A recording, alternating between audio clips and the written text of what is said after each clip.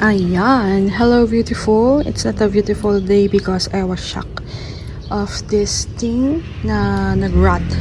Oo. So, nasunog kasi to. Ito yung galing sa ilalim. Doon sa third pinakababang layer. And then, na-shock naman ako is ganito. Nasunog siya. Ayan, yan. Tapos, bigla na siyang ganyan. So, ang advice ko na lang sa inyo kapag changing position ng inyong mga cactus, especially kung galing sa medyo malilim tas biglang araw is ingat-ingat din. And as you see, basa pa yung soil nila kasi yung masato soil is wet pa siya. So indication na wet pa siya. And look on those is yan, na maalam na siya. Sayang naman. And may natanggal na. Ay, bato lang pala to. Kala ko flower. Ayan o, sayang. Sayang naman. 1, 2, 3, 4. Yeah, sayang.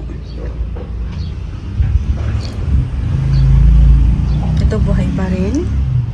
Ganda pa naman niya. Buti buhay pa rin tong isa. And then, may mga kailangan na ditong irapat. Ito din, tingnan nyo.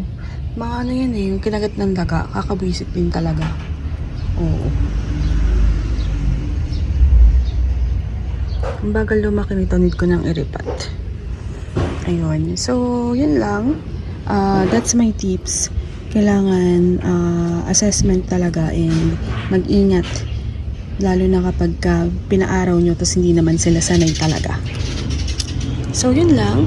Thank you for watching Everything Nice at Wish Sad Vlog. This is your Rose Continue saying God bless po at lagi mag-ingat.